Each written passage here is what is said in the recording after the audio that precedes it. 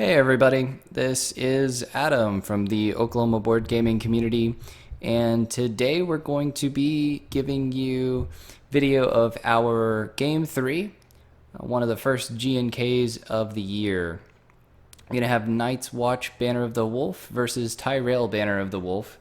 And this is one of our rockier matches, but since we are focusing on a more new player friendly video, we thought we'd go ahead and put it up here and give you some commentary on the different setups that they had, some of the decisions they made, and just some of the cards to get some content out here for everybody. And you still leave us feedback in the comments and let us know what you'd like to see. So Night's Watch player here has a pretty solid setup with a serial Pharrell coming in with a duplicate and a Steward at the Wall, which is the Night's Watch reducer. And then the Iron Throne, which is going to give them dominance. We also have no setup for the Tyrell player. We'll discuss this here in a bit, but they had a bit of bad luck after a mulligan and just weren't able to put any characters out per fear of March to the Wall. So we have our first plot reveal, and we've got a Noble Cause on the Tyrell player's side versus a Feast for Crows on the Night's Watch player's side. The Noble Cause is going to be a 5 gold plot, 0 initiative, and 1 claim. And the main benefit to this plot is it's going to reduce your first Lord or Lady played by 2. You're going to see this played a lot, at least in our meta, as the first plot. It helps you get your big drop characters out there and just really get your early engine going. The Night's Watch player, the Feast for Crows, is also a good amount of gold. But what this does is actually gives you an additional 2 power on your house if you are to win dominance. With an early board state control and the Iron Throne, that's a pretty safe bet. So I know that's probably what the Night's Watch player is thinking here. Just go ahead and get that out early.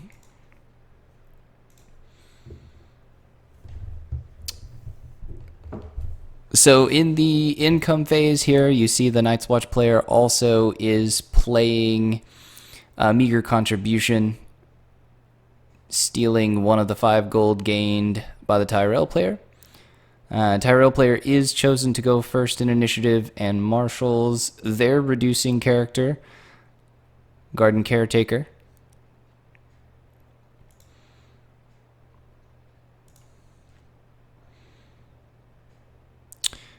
We talk a little bit about the Night's Watch players' characters now. So I mentioned they had Syria with a dupe. The main reason this character is so excellent is even though he's only 3 strength with 1 military icon, he does have the all-important stealth. It's something you rarely see in Night's Watch. He also allows a player to give stealth and a military icon to a character of your choice. This is going to play around a lot of the pretty common plays you're seeing recently with Nymeria, who steals challenge icons.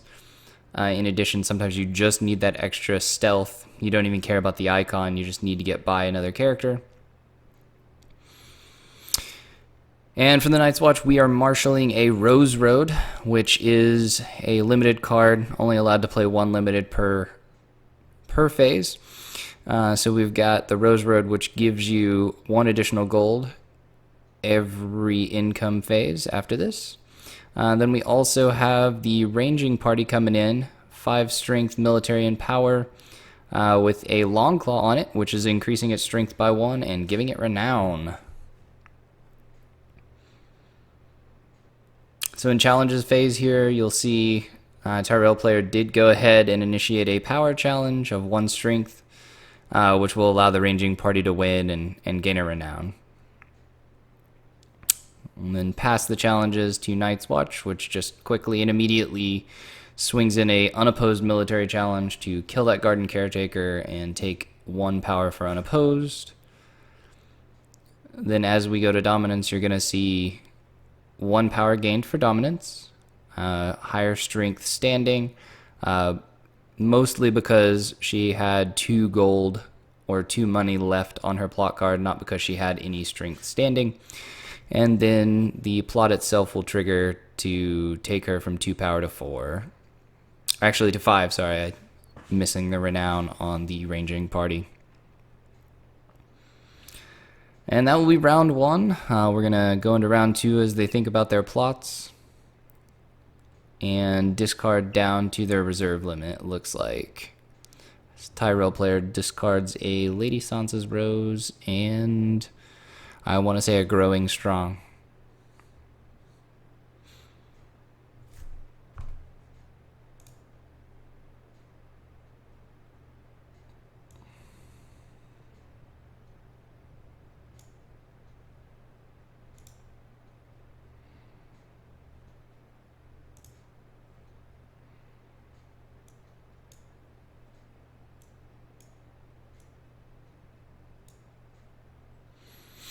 So for plots here, it looks like we've got a Calm over Westeros on the Night's Watch player's side and a Summons on the Tyrell player's side. So Calm over Westeros is going to allow you to declare a challenge type, and it will reduce the claim for your opponent. Well, reduce your claim. And I believe the Night's Watch player is naming power here, so with Summons out there, he would not be able to steal any power from the Night's Watch this phase. Summons, of course, allows you to search top 10 cards of your deck for any character you'd like, pull it out, and add it to your hand. And then it gives him an all-important shuffle of his deck, since he apparently is still not seeing characters at this point. So, as we discussed, the 0-card setup here, our Tyrell player actually mulliganed into a single character starting hand, and it was a 7-drop character. The issue with it being a 7-drop character is a lot of players will run a March to the Wall, and he was afraid basically that he's going to put it out there. If he's not able to get another character out, it's just immediately going to be marched away. And then again, if he didn't draw another character or have another character in hand, regardless of who it was, with a military character with stealth, it would be killed. Looks like we corrected a standing issue. And they have gone to the draw phase and determined first player as Tyrell.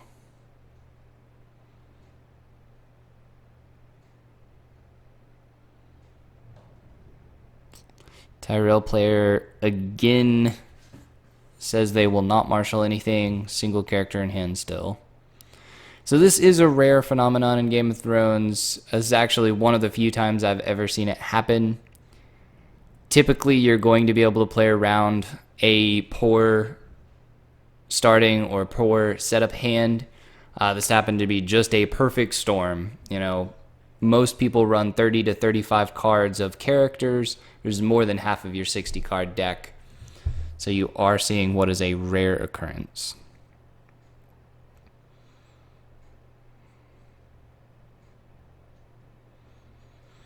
So marshalling for Night's Watch, we're going to see a Arya Stark hitting the table, 1 strength, single power icon, non-loyal Stark card that allows you to interrupt any event that is played and cancel it.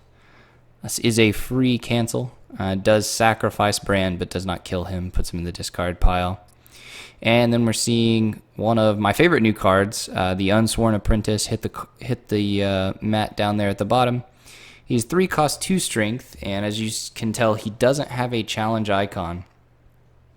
But the great thing about this card, especially if you're playing a wall deck or a deck that intends to get the wall out and just defend, is you may name any challenge type, and he can either initiate or defend that challenge type. Basically, he gains that icon for the phase. So, while I was explaining that, the Night's Watch player gave him an intrigue icon and initiated it to pull that single character we've been talking about from the Tyrell, which is Arya Stark.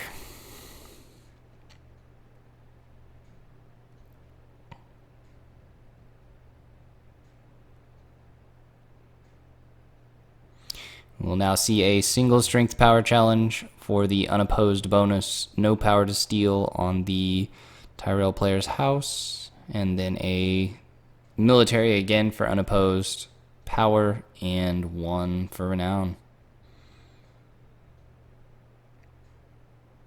We'll also see dominance go to Night's Watch here, bringing it 10-0.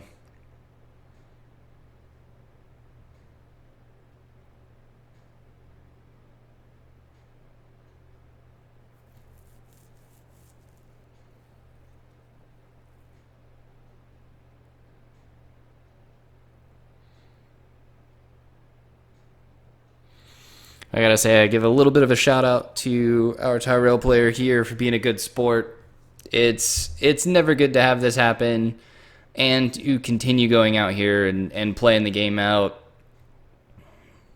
I think that just shows good things for our meta, good things for the people who play here,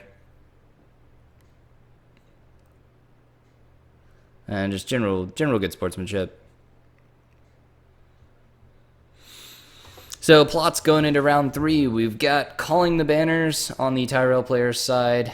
That, of course, is going to give 1 gold per character the opponent has, in addition to 3 gold on his turn. So it's going to give him 8 gold.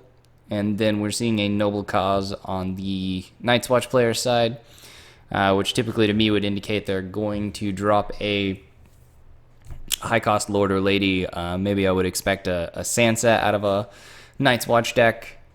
So we'll kind of see what they do here. They've both taken their 2-card draw.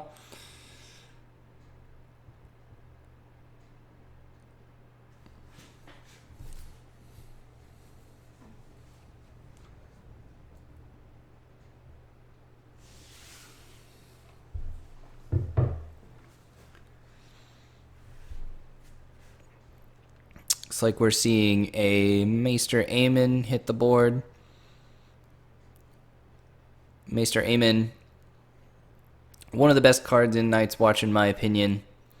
A little bit prone to a couple of shenanigans out of Lannister, but Maester Aemon allows you to kneel him to save a Night's Watch character that would die. So if you choose another Night's Watch character as claim in a military challenge, you can then kneel Maester Aemon to save that character. You can also declare Maester Aemon as claim and then kneel him to save himself. The shenanigans I'm referring to out of Lannister really typically are going to be a card called Treachery, which does cancel the effect of an opponent's card. So that's something you got to watch out for if you're doing any of that. Night's Watch is also marshaled a Veteran Builder, which is just a 3-cost 4-strength power icon. Allows you to sacrifice it to stand a location. Typically this would be used to defend the wall, but wall's not out right now. And we finally have characters on the Tyrell side. A Arya Stark, a Bran Stark matching the Night's Watch player, and what I believe is a right. It's a little bit hard for me to tell the difference between the left and right Tyrell characters. So Arya, much needed stealth and a military claim in the form of the dupe. While the dupe's on there, you're getting a military icon as well, and then left is just great claim fodder, or right is just claim fodder, that is.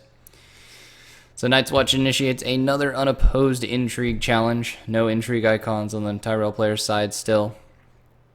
Gaining 1 power and tossing a Lady Sansa's Rose event, bringing her up to 11.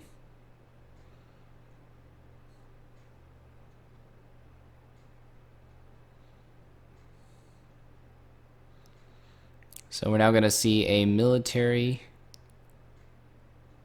with the ranging party. This is going to be a strength 6 military. Tyrell will oppose and lose, avoiding the unopposed power gain, but still getting renown on the ranging party. There's also a common tactic that we may or may not have discussed before in these videos, but basically, you'll hear a lot of players refer to chump blocking, and that is exactly what that is. Take a low strength character, put it in there when you know you're going to lose, and then typically you're going to claim that exact character out of the game. So you're kneeling it, but you're not losing anything by doing so. Tyrell player initiates a power challenge on their side, stealthing the veteran builder, which is the only character that can win outright, but Night's Watch will give that Unsworn Apprentice power and swing Bran in to win for 3.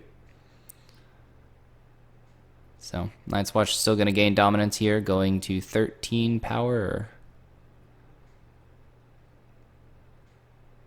This one is quickly closing, folks. I think we're going to see it at the end of this round or before. I would guess if Night's Watch gains initiative that they will win prior to passing challenges.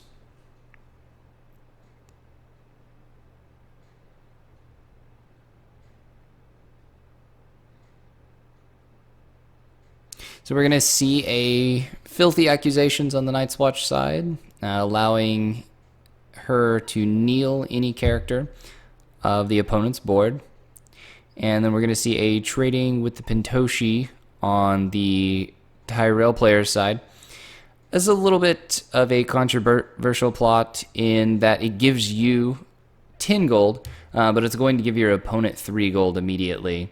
So although you're going to be able to put out about any character you'd like, you're also typically funding anything that your opponent wants as well. Even if they've played a low claim plot, you're now still allowing them to drop one of their higher cost characters, which at crucial portions in the game can be devastating, especially if you're looking for just that little bit of an edge.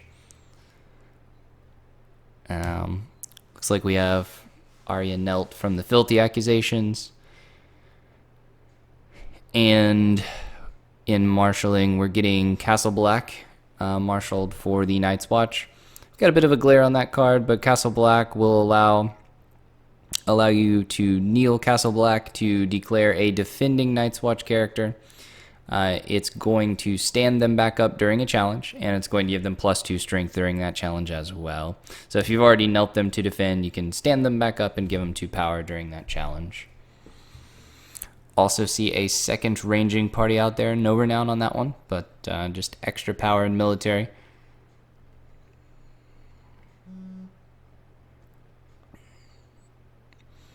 I think they're currently discussing again the card draw on the Tyrell player's side. I drew into 0 characters again, even after this round. So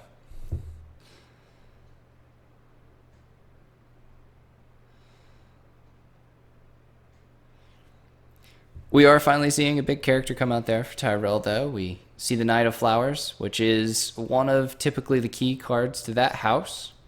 Knight of Flowers, when declared as a challenger, if declared by itself, cannot be defended by more than one character.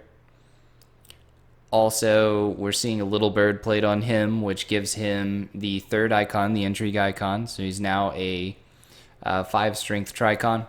And then we're seeing a seal of the hand, which allows you to kneel the seal of the hand to stand the Knight of Flowers back up in this situation. Knight of Flowers is also going to have renown, so great card. A little bit too late, unfortunately.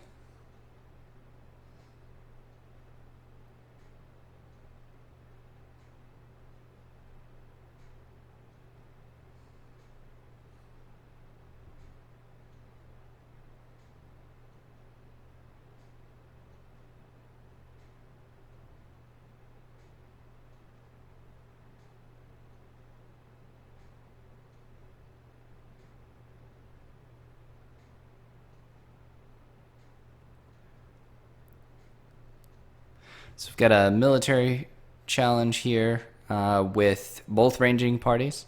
We've seen it blocked with a Knight of Flowers and claim given.